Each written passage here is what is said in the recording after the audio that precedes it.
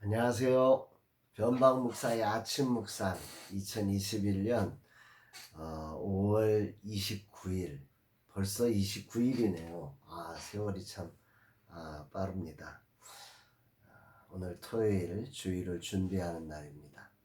주의 은혜와 평강이 여러분 모두에게 함께 하시기를 간절히 소망합니다.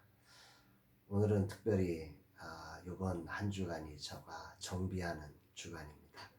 오늘은 출근을 오랜만에 출근을 하지 않고 집에서 주일을 준비하고 또 제가 작은 교회 이야기를 글을 쓰고 있는데 글을 쓰면서 또 결혼 예식도 잡혀 있고 그래서 분주하게 하루 정비의 날에 좀 쉼의 시간들을 갖고 그렇게 달려가려고 합니다. 오늘은 이런 날 주님이 어떤 말씀을 주실까? 본문에는 아브라함이 후처를 그두라라고 하는 후처를 얻었다라는 이야기와 또 아브라함이 175세에 죽었다. 크게 나누면 이 두 가지 이야기가 나오고 있습니다. 그 중에 오늘은 저는 그 앞부분의 이야기에 좀 초점을 두어서 말씀 묵상을 하려고 합니다. 1절 말씀인데요. 아브라함이 후처를 맞이하였으니 그의 이름은 그두라라. 이 그두라라고 하는 뜻이 향기라는 뜻입니다. 향기가 있는 여인을 얻어서 그 가정을 새롭게 했다. 이런 표현일 거죠. 이 말씀을 이렇게 아침에 묵상을 하면서 아무리 아브라함의 나이를 적게 잡아도 이때가 140세, 그러니까 40살에 이삭이 결혼을 했으니까 140살이 넘는다는 거죠. 이 나이에 후처를 두게 되고 2절 3절 보면 6명의 아들을 낳았다. 이렇게 나옵니다. 아이를 낳지 못해서 100세나 되어서 아이를 낳았던 아브라함이에요. 그런데 140살이 넘어서 이렇게 많은 아이, 6아이를 두었다. 이게 하갈의 경우와는 달라요. 하갈의 경우는 사레가 그 종을 통해서 아이를 낳으라고 그렇게 강권해서 하갈과 해서 이스마엘이 나왔던 거고, 이 경우는 아브라함이 자녀들에 의해서 이렇게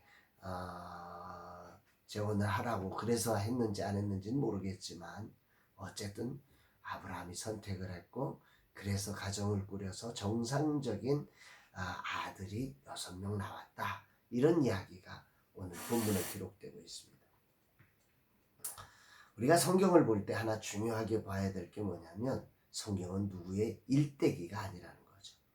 주님의 사랑의 편지고 구원의 책이며 하나님의 언약이 우리의 삶 속에서 어떻게 이루어지고 있는지를 보여주는 언약의 책이라는 거죠.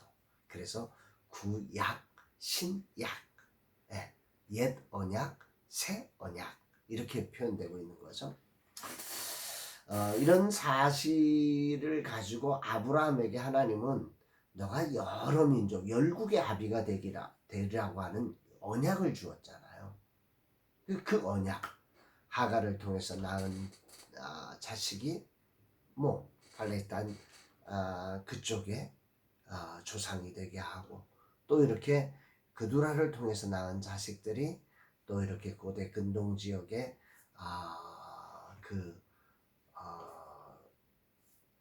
조상이 되게 하고 하는 열국의 조상이 되게 하는 이런 언약이 지금 성취되고 있다. 이 사실이 오늘 말씀에서 주목되어야 할 부분입니다. 놀라운 사실은 아브라함이 생식불능의 나이에 생산력을 가졌다는 거죠. 분명히 성경은 그가 이삭을 낳을 때도 불가능한 출산이었다는 걸 말씀하고 있잖아요. 그런데 140살이 넘어서 하나님은 이런 일들을 하게 하시는 분, 얼마든지 하나님이 언약을 성취하시려고 하면 얼마든지 어떤 인간의 한계를 뛰어넘어서라도 이런 역사를 이루시는 하나님이시라는 사실을 오늘 본문을 통해서 우리는 분명하게 기억을 해야 하는 것입니다. 저는 오늘 여기서 인간 아브라함을 주목해 봅니다. 분명 24장 1절에 보면 아브라함이 나이 많아 늙었다 이렇게 표현을 하고 있어요. 그리고 이삭을 결혼시켰어요. 그러나 아브라함이 오늘 후처 그두라를 맞이하였다. 이런 표현들. 어떻게 이 가정이 꾸려졌을까? 도대체 왜 그랬을까? 라고 하는 질문을 하면서 오늘 요한일서 2장 16절 말씀이 생각나게 된 거예요.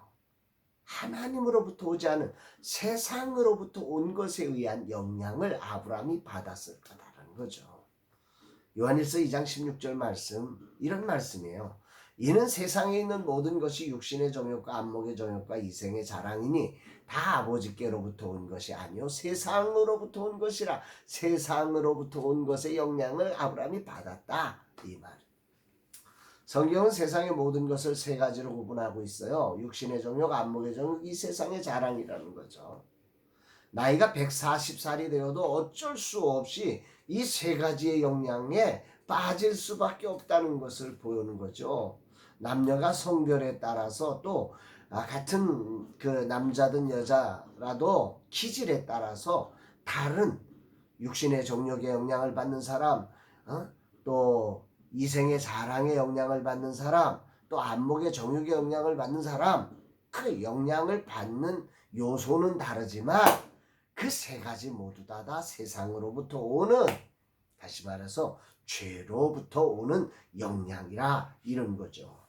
그래서 성경은 여기서 손을 딱 그어요.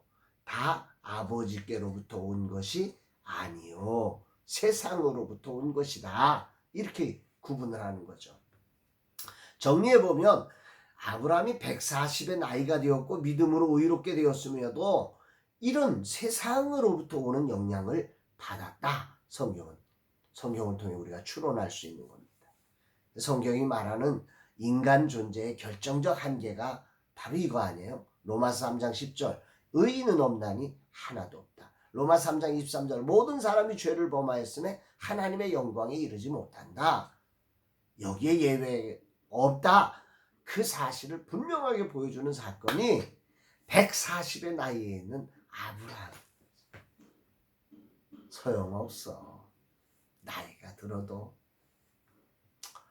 믿음으로 그렇게 훈련과 연단을 많이 받아도 인간의 힘으로 안 된다. 이 얘기를 하는 겁니다. 140살이 아니라 죽는 그 순간에도 우리가 예수 그리스도를 의지하지 않으면, 예수님을 붙들지 않으면, 그 말씀을 순종하지 않으면 세상에 있는 육신의 정욕과 안목의 정욕과 이 세상 자랑에 의해 어쩔 수 없이 영향을 받고 넘어질 수밖에 없는, 역사상의 수치를 만들 수밖에 없는 게 우리 인간이다. 이것을 아브라함을 통해서 우리에게 분명하게 보여주는 말씀인 것입니다. 누가 그럼 구원을 받을 수 있어요? 아무도 인간의 힘으로 안 된다는 얘기를 하는 거죠. 세상의 종교는 인간이 수련을 받으면 뭐 이거 하고 저거 하면 된다고 얘기하지만 성경은 냉정하게 아니다라고 하는 것이죠. 오직 예수 그리스도를 붙들지 않으며 그분의 말씀에 순종되지 않으며 우리 인생이라고 하는 존재가 어쩔 수 없다. 이렇게 말하고 있는 거죠. 나이가 늙어서 이 아브라함이 이런 모습을 보면서 성경을 다시 한번 주목해 보니 아브라함이 나이 들어 예배하는 자리가 없습니다. 아무리 눈 씻고 찾아봐도 나이 들은 이후 아브라함에게 예배의 자리가 시들해진 거예요. 기운 빠져 힘 빠지니 또 이제 자식들 커가면서 자식들에게 맡겨놓고 나니 아브라함의 기도가 힘이 빠지고 예배의 힘이 빠지고 말씀의 힘이 빠지기 시작한 것입니다. 그러다 보니 이렇게 된 거죠. 그럼에도 불구하고 하나님은 이 아브라함과의 언약을 성취해 주셨어요. 인간의 그 실수를 동원해서까지라도 하나님은 그 언약을 이루는 수단으로 그걸 사용해 주셨고 선용해 주셨어요. 이 하나님을 찬양하고 감사하지 않을 수밖에 없습니다. 이 은혜가 아브라함을 살리는 거죠. 나이가 들어가면서 숙련된 아브라함의 모습을 보면서 사람이 나이가 들면 이렇게 원숙해지니 조금 기다려봐, 이렇게 말하고 싶지만 인간이라는 존재가 그런 존재가 아니다.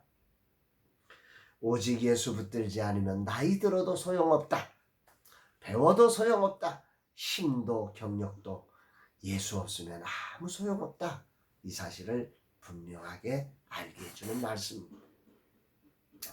저도 이제 나이가 60이 되어 젊은 세대 사역자들에게 저의 경험을 가지고 이야기하려고 하는 마음이 있죠. 너 그러면 안 돼. 이 말씀하고 계시는 것입니다. 너 절대 그러면 안 돼. 오직 예수를 붙들지 않으면, 그 말씀의 기준이 없으면 인간이라는 존재 한 방이야. 이 말씀하는. 오늘 주님은 내게 뭘 말씀하시는가, 이 말씀이 생각이 납니다. 히브리서 12장 2절, 믿음의 주요 온전하게 하시는 이인 예수를 바라보자. 나이가 젊든 늙었든 누구도 예 없이 인간이면 오직 예수님을 바라보아야 하고 붙들어야 하고 의지해야 합니다.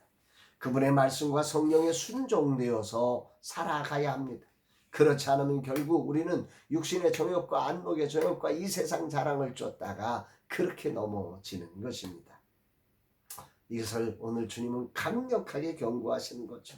아멘. 아멘. 돌아보면 제가 얼마나 많은 순간 육신의 정욕과 안목의 정욕과 이 세상 자랑에 넘어져 살았는지를 보게 됩니다. 수시로 이런 세상으로부터 오는 힘에 의해 영향을 받고 흔들리며 살았던 삶이 저의 삶입니다. 그리고 이 힘은 조금도 줄지 않고 저의 나이가 늙었다고 이 힘이 줄어들지 않고 더 강력해지며 오늘도 여전히 호시탐탐 나를 노리며 두드리며 유혹하고 있는 것이 인간이란 삶입니다. 특히나 늘 돈 없이 사는 삶에 찌들어 그렇게 지금까지 버티며 살아왔으니 이제는 너 나이도 들었고 이제는 너 대표까지 됐는데 이제는 좀 더 편하게 돈 밝히는 인생을 살라고 육신의 정욕, 안목의 정욕, 이 세상 자랑이 오늘 우리를 유혹하는 거죠. 여기에 속지 말라고 주님 말씀하십니다. 예수님을 붙들지 않고 내 힘으로 살 수 있다고 착각하는 순간 이 힘은 나를 무너뜨리고 아브라함이 그두라를 향하게 하듯 나로 엉뚱한 자리에 있게 할 수 있음을 믿습니다. 그두라의 향기 나는 여인에게 그의 온 생애를 더럽히는 인생으로 정말로 비참한 마감을 하게 되는 것입니다. 주님 이 종을 붙들어 주소서. 이 종이 진실로 이 땅의 사역을 마치는 날까지 세상으로부터 오는 이 힘을 저항하며 오직 예수님을 바라보게 하시고 오직 주님께로 가는 그날을 바라보며 살아가게 하옵소서. 수없이 많은 넘어짐의 순간을 지켜주시고 덮어주시고 치료해 주신 주님을 찬양합니다. 이 종을 율법으로 내치지 않으시고 사랑으로 용납해 주셨으며 그 고넓은 사랑을 이 아침 기억하며 다시 한번 다짐합니다. 이 종이 오직 주님 붙들고 주님 부르시는 날까지 갈 수 있도록 인도하여 주옵소서. 순간순간 다가오는 세상의 힘에 이는 하늘로부터 오는 것이 아님을 인식하고 거절케 하시고 이제는이라는 단어로 세상의 힘을 합리화시키는 그런 어리석은 우를 범하지 않게 하여 주옵소서. 사랑하는 여러분, 오늘 여러분은 이 세상의 힘에 의해서 움직여지고 있는 것은 아닙니까? 오늘도 여전히 예수가 필요합니다. 아니, 오직 예수님밖에 우리의 희망이 없음을 믿으시길 바랍니다. 오늘도 주 안에서 복된 날 되시기를 주의 이름으로 축복합니다. 사랑합니다, 여러분.